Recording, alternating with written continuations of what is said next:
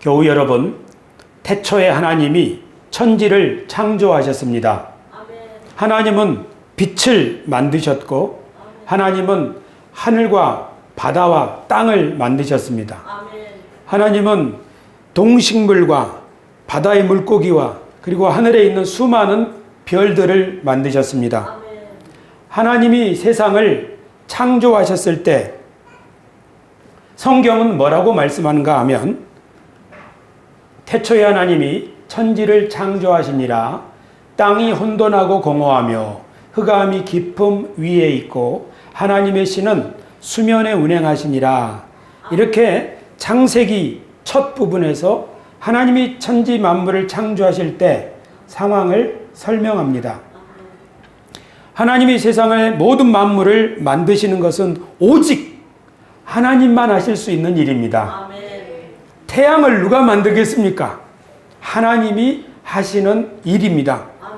그런데 성경은 하나님이 세상을 창조하셨을 때 그 상황을 태초에 아무것도 없었다.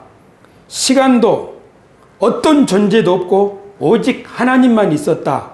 그 무의 세계로부터 하나님이 존재들을 만들어내셨다. 그리고 빛이 있으라. 이렇게 성경은 기록하지 않았습니다. 아무것도 없는 세상에서 하나님이 하나씩 만드셨다. 이런 식으로 설명을 하지 않고 뭐라고 설명을 하는가 하면, 땅은 공허하고 혼돈했다. 흑암은 깊음 위에 있다. 하나님의 신은 수면 위에 운행하고 계셨다. 그렇게 말씀합니다. 그러니까 아무것도 없는 세상을 성경은 먼저 이야기하는 게 아니라 하나님이 천지 만물을 창조하실 때 상황을 혼돈과 공허, 흑암, 그리고 물이 이렇게 뒤섞여 있어가지고 물이 한 덩어리로 되어 있기 때문에 아직 나뉘어지지 않았다는 것이죠. 그래서 이 모든 혼돈과 공허를 하나님이 가르시고 나누시고 경계를 세우시고 하셔서 질서를 세우셨다는 말씀으로 설명을 합니다. 그러니까 성경은 혼돈된 땅을 질서 있게 만드시는 것, 이것이 하나님의 창조 사역이다. 공허한 땅에 생명으로 가득 채우는 것, 이것이 하나님의 창조 활동이다. 라고 성경은 설명하는 겁니다. 하나님은 빛을 만드셔서 낮과 밤을 가르셨습니다.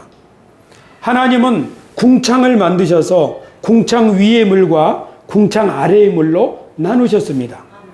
궁창 아래의 물은 또 한쪽으로 모으셔서 경계선을 세우시고 육지로 넘어오지 못하게 하셨습니다. 이처럼 하나님은 육지와 바다와 하늘, 이렇게 공간을 만드시고는 그 공간에 하나씩 하나씩 채워넣기 시작하셨습니다. 바다에는 물고기로 가득 채워 넣으셨습니다. 교우 여러분, 원양어선의 그물을 생각해 보십시오. 얼마나 큽니까? 바다에서 수많은 물고기를 건져내고 해도 바다에서는 계속해서 물고기를 생산해내고 있습니다. 바닷속에는 물고기가 충만한 줄로 믿습니다. 물론 그물코를 너무 작게 하면 안 되겠죠. 새끼까지 잡으면 안 되겠죠. 그뿐만 아니라 초목, 그리고 육지에도 생명으로 가득, 하늘에는 날짐승으로 가득하게 하셨습니다. 그리고 저 궁창에는 수많은 별들과 태양, 달, 이런 것들로 가득 채우셨습니다. 하나님은 이처럼 이 세상을 창조하실 때 공간을 만드시고 그곳에 충만하게 채워 넣으시는 분이라고 성경은 하나님의 창조 활동을 설명하고 있습니다. 교우 여러분, 하나님은 그런 식으로 일을 한다고 성경이 말씀하고 있습니다. 그런데 이사야 선지자는 또 하나님이 새 일을 행하신다, 그렇게 말합니다. 우리 다 같이 한번 스크린 읽으실까요? 시작. 보라, 내가 새 일을 행하리니 이제 나타낼 것이라. 너희가 그것을 알지 못하겠느냐? 정령이 내가 광야의 길과 사막에 강을 내리니 장차 들짐승 곧 시량과 및 타조도 나를 존경할 것은 내가 광야의 물들을 사막의 강들을 내어 내 백성 나의 택한 자로 마시게 할 것임이라. 아멘.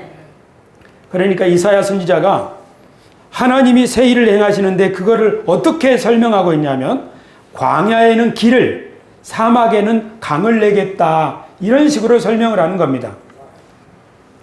광야에 물을, 사막에 강물을 내면 그곳이 어떻게 되겠습니까? 메마른 공허하고 혼돈한 땅이 생명으로 풍성해지겠죠. 이사야 선지자는 하나님이 새 일을 행하신다 하는 그 새 일을 행하시는 하나님을 어떤 식으로 설명을 하냐면 공허하고 혼돈한 땅에 생명으로 충만하게 하시고 질서를 세우시는 창세기의 언어로 하나님의 새 일을 설명하고 있습니다. 우리는 하나님 이처럼 일을 하시는 분이라는 것을 성경을 통해서 알 수 있습니다. 성경은 하나님의 일을 기록하고 있는 책입니다. 하나님은 태초에 공허하고 혼돈한 땅에 질서와 생명으로 가득 채우셔서 아담에게 주셨습니다. 하나님은 노아의 시대 때 혼란을 바로잡으셔서 무지개가 뜨는 새로운 땅을 만드셨습니다.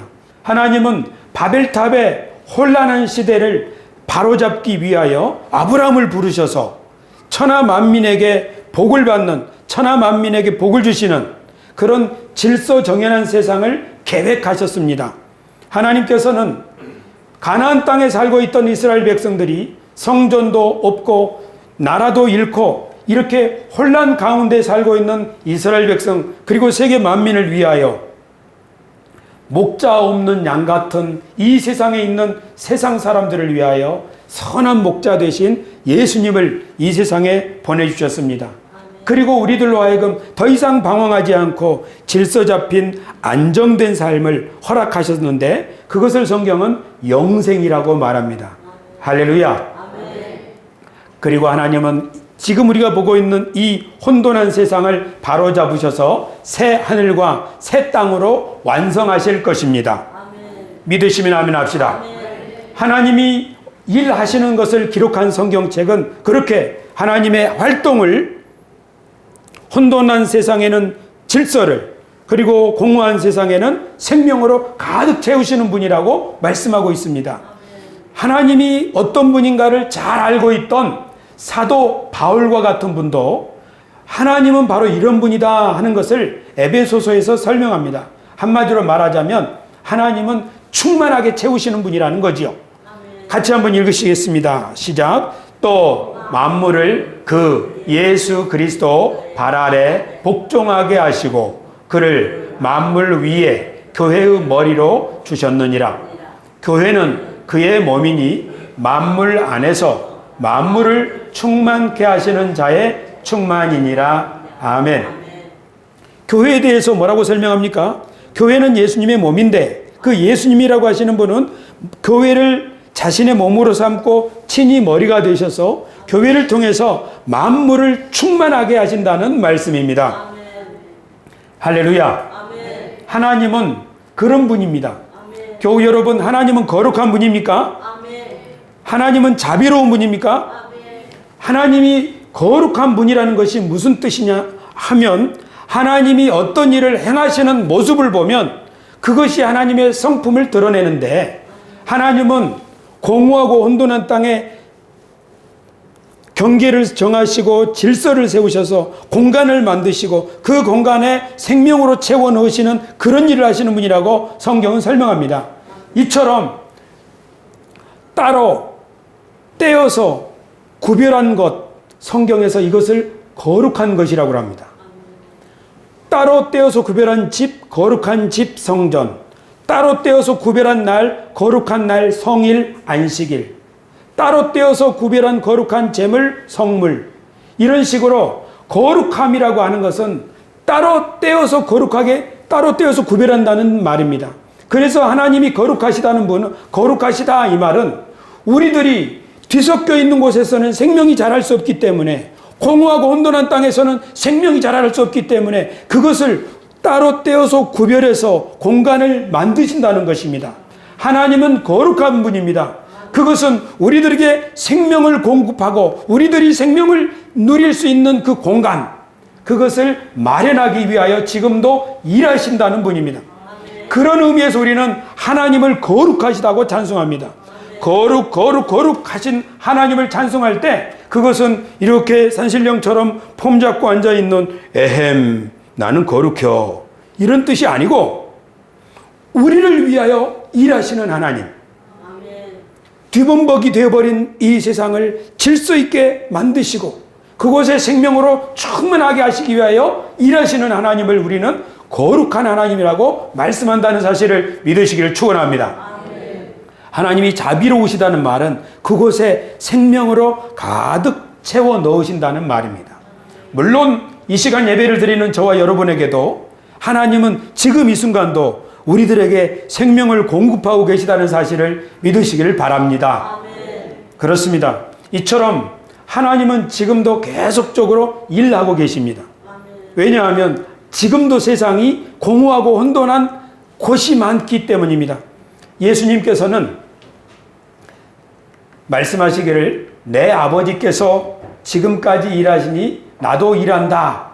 그렇게 말씀하셨습니다. 언제 그러셨는가 하면 38년 동안 질병으로 고통을 겪는 그 사람, 그 공허하고 혼돈한 인생을 치료하셔서 질서 있고 새로운 생명으로 살아갈 수 있게 하시려고 예수님이 그 38년 된 병자를 치료하시면서 이렇게 말씀하셨습니다.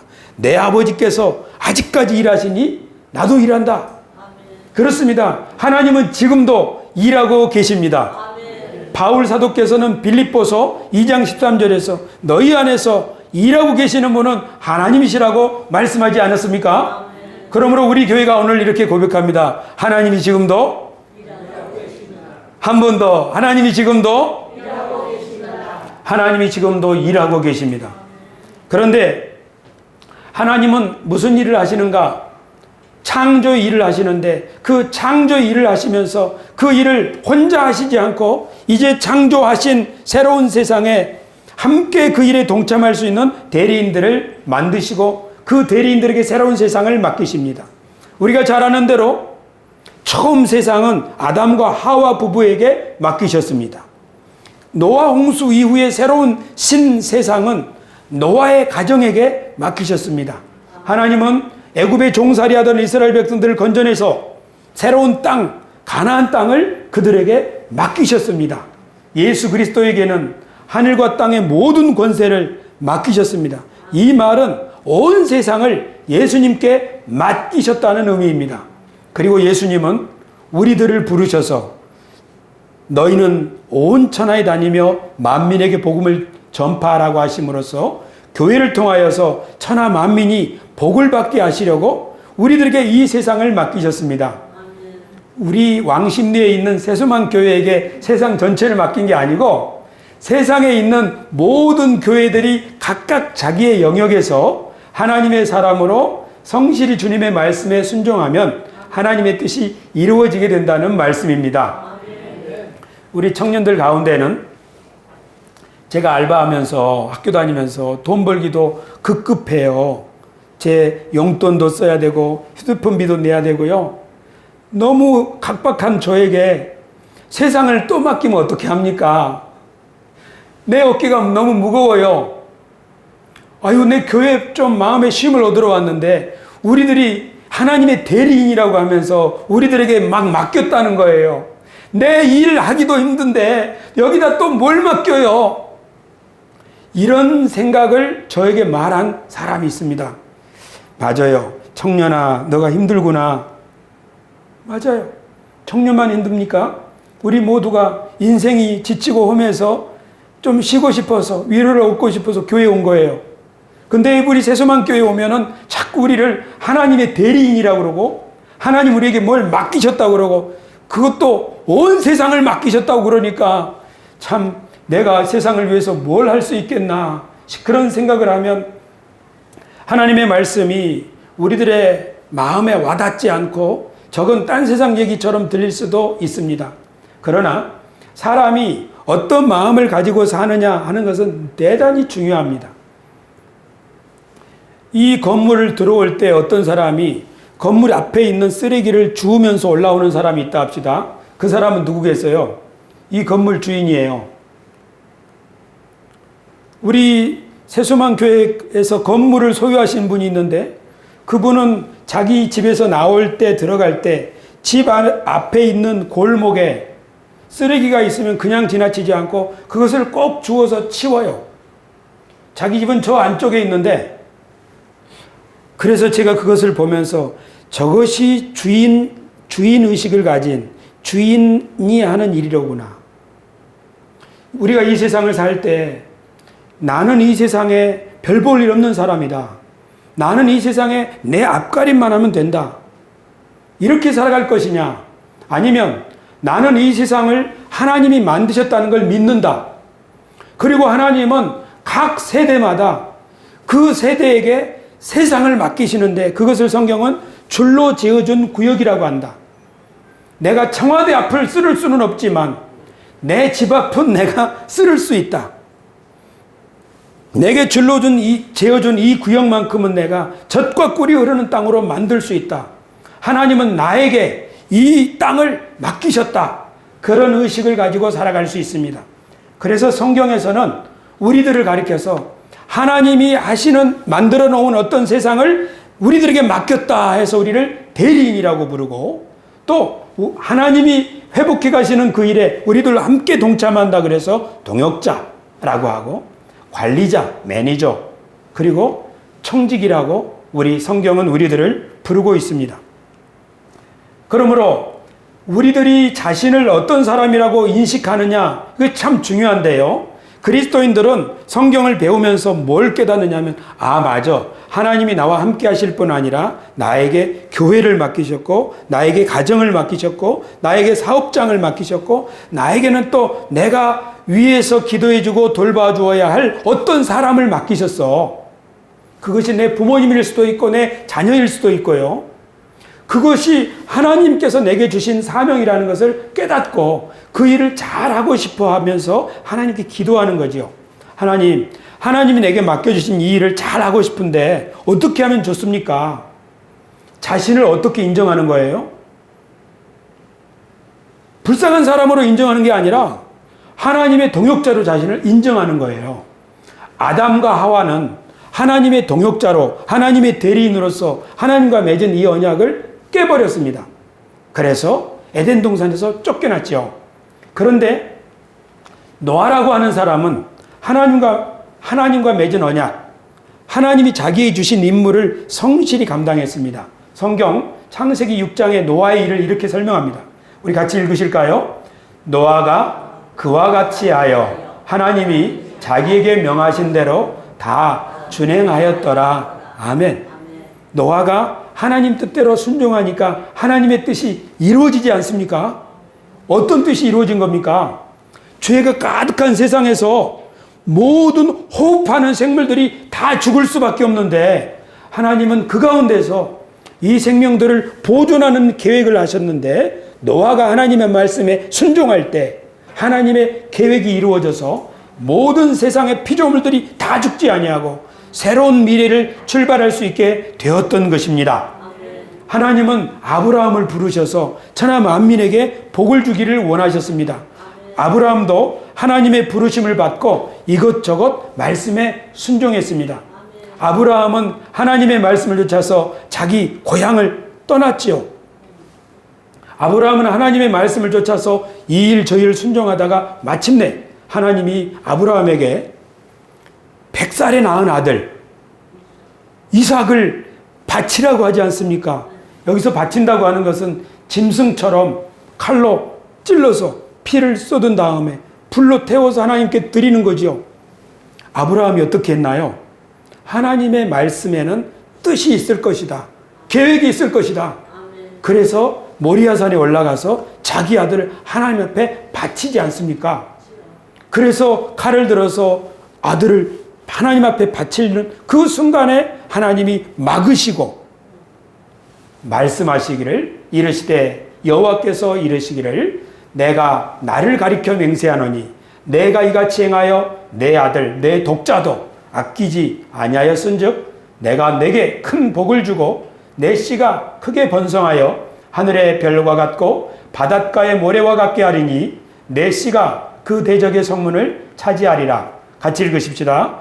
또 내 씨로 말미암아 천하 만민이 복을 받으리니 이는 내가 나의 말을 준행하였음이니라 하셨다 하니라. 아멘. 아브라함이 하나님의 뜻에 순종한 것을 준행하였다, 그렇게 말하죠. 그래서 하나님의 뜻이 이루어지는 거예요. 어떤 뜻이 이루어진 거죠? 그 아들, 하나님 앞에 바치려고 했던 그 아들 아브라함의 씨로 말미암아 새로운 하나님의 가문이, 하나님의 백성이 생겨서 그 씨가, 그 씨로 말미암아, 그 후손으로 말미암아 천하 만민이 복을 받게 하시는 것입니다. 그러므로 사람이 하나님의 뜻을 순종하면 하나님의 뜻에 동참하는 동역자가 되고 그 사람의 순종을 통해서 하나님의 계획이 이루어지게 됩니다. 우리가 잘 아는 모세도 마찬가지입니다. 모세가 하나님의 뜻에 순종하였습니다. 모세는 하나님께서 말씀하신 대로 다 순종을 했습니다. 그 결과 어떻게 됐나요? 모세의 순종을 통해서 어떤 일이 이루어졌죠? 모세의 순종을 통해서 한 백성이 종노릇하는 데서 자유를 얻고 모세의 순종을 통해서 그 백성이 하나님과 언약을 맺고 그리고 천하 만민을 위한 섬김의 일을 할 제사장 국가가 탄생한 것 아닙니까?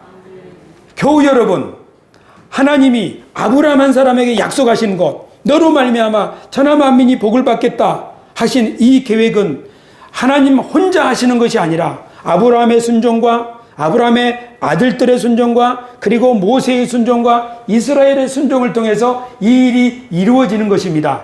그러므로 우리 인간은 하나님의 동역자요, 하나님의 청직이요, 하나님의 대리인이라는 사실을 믿으시기를 바랍니다. 내가 하는 일은 아무 의미가 없는 게 아닙니다. 내가 하는 일은 하나님의 일에 함께하는 것입니다. 다 같이 믿으시면 아멘 합시다. 예수님도 하나님의 말씀을 순종하셨습니다. 성경은 예수님의 순종을 이렇게 설명합니다. 우리 다 같이 한번 읽겠습니다. 시작. 나를 보내신 이가 나와 함께 하시도다. 나는 항상 그가 기뻐하시는 일을 행함으로 나를 혼자 두지 아니하셨느니라. 아멘. 예수님의 고백입니다. 나는 항상 하나님이 기뻐하는 일을 행하기 때문에 하나님이 나를 혼자 있게 하지 아니하신다. 예수님이 하나님의 뜻에 순종하고 순종할 때 하나님의 뜻이 이루어지는 것을 알기 때문입니다. 이처럼 하나님의 대리인들, 하나님의 동역자들, 하나님과 언약을 맺은 사람들은 하나님의 뜻에 순종하는 사람들입니다. 그래서 하나님의 대리인들이 하나님의 뜻에 순종할 때마다 하나님의 뜻은 이루어집니다. 여기서 성경에서 하나님 뜻에 순종하는 것을 성경의 언어로는 뭐라고 하냐면 준행한다 그럽니다. 준행한다 할 때 이 준자를 보면 한자로는 따를 준자입니다. 따를 준자는 그대로 따라한다는 말입니다. 여기서 준행이라고 하는 말은 이 누가 명령을 내린 걸, 분부를 내린 것을 그대로 따라한다고 하는 준행이 있고 교통법규를 준수한다고 하는 그런 준행도 있습니다. 여기 이때 쓰는 준행은 표준을 따라 표준을 그대로 지킨다는 뜻입니다. 성경에서 말하는 준행은 어떤 규칙이나 표준을 지키는 것이 아닙니다. 그것은 분부를 따르는 것입니다. 이 따를 준자를 다시 보면은 이 책받침 변에 높일 존자가 되어 있습니다. 이 파란 글씨로 되어 있는 높일 존자라고 하는 것은 원래 술통을 두 손으로 받드는 모양입니다. 그러니까 높일 존자라고 하는 것은 웃 어른이나 신에게 술병을 들어서 이렇게 정성껏 바치는 모양을 본뜬 글자입니다. 그것을 높일 존자라고 합니다. 그러니까 하나님의 말씀하신 대로 준행하는 사람은 하나님을 존귀히 여기기 때문에 그러는 겁니다. 그런데 어떤 사람이 하나님을 존귀히 여긴다고 하는 것은 그 사람이 하나님을 얼마나 위대하고 놀라운 분인지를 알기 때문입니다. 하룻강아지 범 무서운 줄 모른다. 그런 말이 있죠. 하룻강아지 범 무서운 줄 모르는 거예요. 그러니까 얼마나 무서운지, 얼마나 위대한지 모르면 막 하는 거라는 거죠. 성경에서 어떤 사람을 평가할 때 최고로 나쁜 평가가 뭐냐면은, 가장 큰 욕이 뭐냐면 그 사람은 하나님을 알지 못하더라 하는 표현입니다. 성경에서 가장 암울한 시대, 사사기라고 하는, 모든 사람들이 하나님의 뜻을 어기며 살던 시대를 뭐라고 설명하냐면, 그 세대의 사람도 다 그 조상들에게로 돌아갔고 그 후에 일어난 다른 세대는 여호와를 알지 못하며 여호와께서 이스라엘을 위하여 행하신 일도 알지 못하였더라. 가장 암울한 시대의 사람들의 삶을 뭐라고 말하는가? 하나님이 어떤 분인지 알지 못하더라. 그렇게 얘기합니다. 또한 그뿐 아니라 엘리 제사장에게 아들들이 있었는데, 이 제사장의 엘리라고 하는 제사장이 나라를 섬길 때에 가장 암울하고 가장 어두운 시대였는데, 그 이유는 이 제사장이 하나님을 잊어버렸기 때문이요. 그의 두 아들들도 하나님을 알지 아니한 사람들입니다. 그래서 그들은 하나님께 예배드리고 제사를 드리는 성소에서 못된 행패를 부리는 그런 사람들이었습니다. 하나님을 알지 못하면 사람이 어떤 일을 합니까? 두려울 것이 없어서 자기 마음대로 한다는 거지요. 하지만 하나님을 아는 사람은 하나님이 얼마나 위대하신지, 하나님이 얼마나 놀라운 분인지, 얼마나 좋으신 분인지 하나님을 알면 알수록 하나님을 존귀히 여기게 되고 하나님의 말씀을 그대로 따라 살게 되는 것입니다. 그 결과로 하나님의 뜻이 그 사람을 통해서 이루어지게 되는 것이죠. 그러므로 오늘 우리가 읽은 시편 100편에서 우리들에게 시편 기자가 말하는 거예요. 여호와가 우리 하나님이신 줄 너희는 알지어다. 하나님을 알아야 한다. 하나님은 우리를 지으신 분이요, 그렇기 때문에 우리는 그분의 것이고 그분의 백성이고 그분이 기르시는 양이다. 하나님을 알아라 하는 것입니다. 하나님을 알아야 사람답게 살아갈 수 있다는 의미가 되겠습니다. 이 시편의 고백은 2000년, 3000년 이전에 이 땅에 살던 하나님의 사람의 고백입니다. 다윗은 하나님을 이렇게 고백했습니다. 여호와는 나의 목자입니다. 왜 그렇습니까? 자기 직업이 양치기이기 때문입니다. 자기 삶 가운데서 양치기로서 살면서 하나님의 말씀을 따르고 하나님을 사모하면서 살려고 하다 보니까, 아, 하나님도 나와 같은 목자이시겠구나 하고 자신의 삶 속에서 하나님을 새롭게 깨닫게 되는 것이죠. 성경에서 누구든지 진실하게 하나님을 섬기고자 하는 사람은 그 사람과 하나님 사이에 있는 독특한 만남을 통해서 하나님을 알게 됩니다. 지금 연인들 보면요, 서로 부르는 호칭이 있어요. 사람마다 연인 사이에는 그 둘만의 사랑의 언어가 있습니다. 왜냐하면 그 둘 사이가 너무 소중하기 때문에 어찌하다 보니까 특별한 사건이 생겨서 그렇게 부르게 된 거예요. 아브라함이 하나님을 진심으로 섬기다가 보니까 아들을 바치라고 하는데, 그래 뜻이 있을 거야 하고 아들을 바치려고 했는데 아까 금지하셨다고 했잖아요. 그래서 아들 죽이지 말라고 하니까 아브라함이 하나님이 우리 아들을 살려주시는구나 하고 아들을 풀어서 엉엉 우는데 옆에서 무슨 소리가 나요? 뿔 달린 양이 수풀에 걸려 있는데, 너 대신에 저걸 바치라는구나. 하나님이 준비하고 계셨다는 말이네. 그럼 내가 지금까지 하나님 말씀에 순종하여 오는 거 하나님이 다 보셨네. 하나님은 보시는 분이로구나. 여호와 이레. 아브라함은 하나님의 이름을 여호와 이레라고 불렀어요. 성경에 나오는 모든 믿음의 사람들이 자신의 삶 속에서 하나님을 진심으로 사랑할 때 그들은 하나님을 새로운 이름으로 부르기 시작했습니다. 어떤 사람은 여호와 샬롬. 하나님은 어떤 사람에게 나는 너희를 치료하는 여호와 라파다 하고 각 사람이 하나님의 이름을 가르쳐 준 거예요. 여러분 앞에 서 있는 저는 하나님, 저는 고대 나왔는데요. 회사에 취직하지 않고요. 목회자가 되었어요. 때때로 우리 친구들 잘 나가는 것을 보면요. 열등감이 속에서 올라와요. 내 월급의 양과 내 친구들이 받는 월급의 양을 비교해 보게 돼요. 세계를 누비면서 버클리에서 공부하는 내 친구를 보면요. 미국에 멋진 정원을 찍어온 그 친구의 모습을 보면요. 한편으로는 부럽기도 하지만 제 환경을 생각하게 돼요. 하지만 주님이 나를 부르셨으니 내가 주님의 길을 걷고 이 길이 나에게는 옳은 길이라고 가고 있어요. 하지만 어떻게 해야 되는 거예요? 저는 누구예요? 저는 실패한 인생인가요? 그렇게 하나님의 뜻을 쫓고 하려고 할 때 하나님께서 제게 깨닫게 해주신 게 뭐냐면 그렇지 않다. 나는 세상의 주인인데 하나님이 말씀하시기를 이 세상을 창조하신 다음에는 혼자 다스리지 않고 대리인을 세워서 다스린다. 봐라. 아담과 하와를 봐라. 노아를 봐라. 아브라함을 봐라. 이스라엘 민족을 봐라. 내가 보낸 자 예수 그리스도를. 나는 너를 실패자로 부르지 않고 많은 대리인들 중에 하나로 하나님이 너를 통하여 하고 싶은 일이 있는데 그 일을 위하여 너를 불렀으니 너는 대리인이다. 너만 대리인이 아니고 너와 함께한 모든 교우들이 하나님의 대리인이다. 이걸 가르쳐줘라.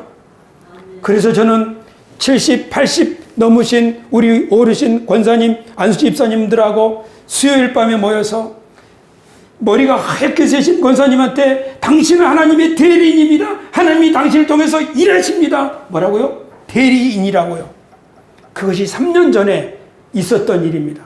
그 수요일 밤에 예배를 마치고 집에 돌아가는 길에 속에서 이런 생각이 오르더라고요. 야, 너 지금 70, 80 나이 드신 어르신들하고 뭐 하다가 왔냐? 하나님이 당신을 통해서 일하신다고 대리인이라고 막 소개하고 왔지? 너 지금 미쳤냐? 제 마음속에서 일어나온 소리예요. 생각해 봅니다. 사람이 점점 나이가 듭니다. 과거의 영광들, 추억들 다 사라져 갑니다. 돈도 줄어져 갑니다. 이제 죽을 날만 남았습니다. 그럼 내 존재 가치는 옛날보다 지금이 훨씬 떨어진 건가요? 아니죠. 내 나이는 들어가지만 하나님이 나를 대리인으로 부른 건 변함없어요. 내가 30대에는 그런 일을 할 수 있었지만 내가 80대에는 이런 일을 할 수 있어요. 30대에는 결코 할 수 없는 일을 80대에 할 수 있다는 사실입니다. 심지어 죽기 전에야만 비로소 할 수 있는 일도 있어요. 죽음을 직면하기 전에는 절대로 할 수 없는 일을 죽음 직전에 할 수도 있다는 사실입니다. 그러므로 사람은 마지막 숨을 쉴 때까지 하나님이 그 사람을 이 세상에 살게 하시는 목적이 있다는 사실입니다. 할렐루야. 그러나 명문대학을 졸업했어도 하나님이 나를 이 세상에 뭐 때문에 살게 하시는가 하는 삶의 의미와 목적과 보람을 깨닫지 못한다면 그 사람은 자신의 학벌이 도리어 자신을 열등감과 실패와 좌절감 가운데 살게 하는 원인이 된다고 하는 사실입니다. 그러므로 경제적으로 부강한 나라가 되는 것도 좋지만 우리의 삶의 의미가 무엇인지를 명확하게 깨닫는 것, 우리가 누구인가 하는 것, 이것이 하나님의 말씀을 통해서 이해하게 될 때 비로소 사람은 자신의 삶 속에서 가치 있는 삶을, 행복한 삶을, 떳떳한 삶을 살 수 있게 되는 줄로 믿으시기를 축원합니다. 오늘 교회 올 때 저희 딸이 그러더라고요. 아빠를 다시 생각하게 되었어요. 아빠는 대학 졸업하고 정말 목회자로서 자기가 하고 싶은 대로 다 하고 사니까 죽을 때 원한이 없겠네요. 근데 이 딸이 말하기를 자기는 돈을 많이 벌고 싶다는 거예요. 근데 지금 자기가 가지고 있는 환경에서 돈을 많이 벌기는 어렵다는 걸 깨달은 거예요. 돈을 많이 벌려면 좀 그런 스펙도 있고 그런 직종에서 일하고 그런 길이 있어야 돼요. 근데 지금처럼 이래가지고는 돈을 많이 벌기는 어렵다는 거예요. 그러니까 어떻게? 그러면 내가 하고 싶은 일을 좀 하면서 사는 것이 그래도 보람 있지 않을까? 그런데 옆에 보니까 그런 일을 하고 있는 사람이 있어요. 저예요, 저. 아빠는 속이 없는 거예요? 아니면 믿음이 좋은 거예요? 그런 걸 물어보겠죠. 얘야, 나도 너처럼 성공하고 싶었다. 하지만 지금 이 순간 나는 행복하다. 그리고 너 말대로 나 죽을 때 여한이 없을 것 같다. 왜냐하면 나에게 하나님이 주신 사명이 무엇이고 그 일이 얼마나 가치 있고 이걸 알기 때문이다. 만약에 사탄이 나에게 틈타고 들어오면 나도 지금 네가 말한 것처럼 으씨 나도 한번 이런 생각을 하게 될 것이다. 그러나 하나님의 성령이 나와 함께 하시는 한 내 입에서는 이런 말이 나올 것이다. 이 세상 사는 동안에 단 한 사람이라도 나 때문에 좋아지는 사람이 있다면 좀이라도 이 세상에서 가장 가치 있는 일이 그것이다는 생각을 추호도 의심하지 않고 살아갈 것이다. 우리들이 하나님의 대리인으로 동역자로 부르심을 받았는데 내가 그런 사람이라는 거, 내가 설거지를 해도 하나님의 일이요, 내가 돈을 벌어도 하나님 일이라는 사실을 잊어버리고 살면 우리는 불행한 사람이 되는 겁니다. 그래서 우리가 누구인지를 알고 내 환경과 내 삶을 이해하려면 하나님을 알아야 된다는 거예요. 너희는 여호와가 하나님이신 줄 알지어다. 그분이 우리를 지었고 우리를 여기에 심어두었고 이런 환경에 두셨고 그분이 우리의 왕이셔서 우리는 그분의 충성을 다하는 백성이요, 그분은 우리의 목자요, 우리는 그분의 양이요, 세수만 교회 우리들은 그분의 대리인이요. 할렐루야. 그래서 누구든지 지식의 많고 적음의 여부를 떠나서 하나님 나는 정말로 주님을 믿고 따르고 싶어요. 주님 저에게 좀 주님을 가르쳐 주세요. 그런 마음만 있다면 하나님이 그에게 자신을 나타내십니다. 하나님은 어린아이들에게는 자신을 나타내신다고 말씀하셨습니다. 도리어 지혜 있고 슬기 있다고 자부하는 사람에게는 하나님은 모습을 싹 감추신다고 말씀하셨습니다. 아까 말씀드린 엘리의 두 아들들, 제사장이면서도 자기 마음대로 생활하는 이런 사람들에게는 하나님 나타나주지 않습니다. 그런데 그 집에서 새빵살이하는 조그마한 아이, 사무엘이라고 하는 아이, 그 아이는 하나님을 진심으로 섬기고 있었어요. 그런데 어느 날 하나님이 사무엘에게 나타나신 거예요. 잠을 자고 있는 사무엘에게 사무엘아 하면서 앞으로 될 일을 그에게 가르쳐 주신 거예요. 그래서 사무엘은 하나님을 만나고 하나님의 계획을 알게 되고 두려워하면서 하나님 말씀을 따르다 보니까 사무엘이 이스라엘의 지도자가 되었던 것입니다. 성경 사무엘상 3장에 이렇게 되어 있습니다. 사무엘이 자라매 여호와께서 그와 함께 계셔서 그의 말이 하나도 땅에 떨어지지 않게 하시니 단에서부터 부엘세바까지의 온 이스라엘이 사무엘은 여호와의 선지자로 세우심을 입은 줄을 알았더라. 이 사람은 하나님이 그와 함께 하셔서 그렇게 사람들 가운데 세워주신 것입니다. 하나님은 이 아이 그리고 이 청년 사무엘을 통하여, 사무엘의 순종을 통하여 새로운 일을 하셨습니다. 그것이 무엇입니까? 엘리와 그 아들들이 제사장으로 있던 시대에는 나라가 너무너무나 혼란스러웠습니다. 심지어 하나님의 지성소에 있는 법궤마저도 이웃나라에 빼앗기지 않았습니까? 그러나 사무엘을 하나님이 준비시켜서 사무엘을 통하여 하나님은 새로운 사람을 찾게 하셨습니다. 그 사람이 누구입니까? 사무엘이 가서 머리에 기름 부어줬던 그 사람이 바로 베들레헴의 목동 다윗입니다. 그리고 이스라엘의 황금기 다윗과 솔로몬의 시대가 시작된 것입니다. 하나님은 사무엘을 통하여 새로운 창조 역사를 이루셨는데 그것이 바로 새로운 이스라엘입니다. 이스라엘의 황금기를 열 수 있는 열쇠, 그것은 바로 사무엘에게 있었던 것입니다. 이처럼 사무엘이 아직 세상에 드러나지 않은 어린 아이였을 때 이 세상은 캄캄한 곳이었습니다. 그러나 한 사람이 은밀하게 자라나고 있었습니다.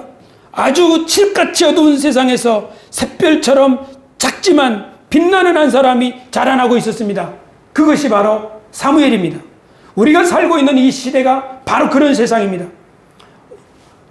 이 세상 가운데서 어떤 사람이 지금 준비되고 있는데 그들이 바로 세소만교회에 있는 줄로 믿습니다. 사자성어 가운데 도광양회라고 하는 말이 있습니다. 실력을 감추고 어둠 속에서 실력을 기른다, 그런 뜻입니다. 이 말은 중국의 덩소평, 덩샤오핑이라고 하시는 분이 즐겨 쓰던 말입니다. 역사가에 의하면 중국은 지금까지 한 번도 굶어 죽는 사람이 없던 시절이 없습니다. 중국은 늘 굶어 죽는 사람이 많았습니다. 그런데 지금 역사적으로, 역사 이래로 중국은 굶어 죽는 사람이 없는 시대가 되었습니다. 그 시대를 연 사람이 바로 덩소평이라고 하는 평가가 지배적입니다. 덩소평은 중국은 아직 미국과 경제적으로 잽이 안 되기 때문에 실력을 드러내지 말고 괜히 허세 부리지 말고 조용히 우리 실력을 쌓자 해서 도광양회, 칼집에 검이 나오지 않도록 잘 숨겨놓고 아직 캄캄할 때 실력을 양성하자. 그것이 도광양회입니다. 그렇게 해서 중국이 준비하더니 어떻습니까? 기아의 문제를 해결했을 뿐 아니라 세계의 제1위 나라와 지금 어깨를 나란히 하고 있지 않습니까? 이처럼 예수님도 30년 동안은 세상에 드러나지 않고 준비를 하셨습니다. 그리고 3년 하나님 앞에 쓰임을 받았습니다. 하나님의 사람들은 다 이처럼 세상이 어둡고 어렵고 혼란스럽지만 하나님의 사람들은 준비되고 있었습니다. 그래서 그 하나님의 사람들이 세속의 물결에 휩쓸리지 아니하고 믿음을 지키고 성실히 준비할 때 하나님의 때가 되면 하나님이 그들을 들어서 이 세상을 새롭게 창조하는 일을 위하여 사용하셨다는 사실을 믿으시기를 축원합니다. 지금이 바로 세상이 혼란한 시대입니다. 왜냐하면 지금 교회를 세상이 비판 또는 목회자들을 비방하고 있는 시절입니다. 제가 보기에 여러분들은 직장이나 이런 데에 가서 나는 그리스도인입니다 라고 담대히 말하기가 쉽지 않는 세상에 살고 있다고 생각합니다. 하지만 하나님은 여전히 지금도 일하고 계십니다. 하나님의 눈은 지금도 온 땅을 두루 감찰하면서 하나님을 전심으로 향하는 자가 누구인지를 찾고 계신다고 저는 성경의 말씀을 쫓아서 믿습니다.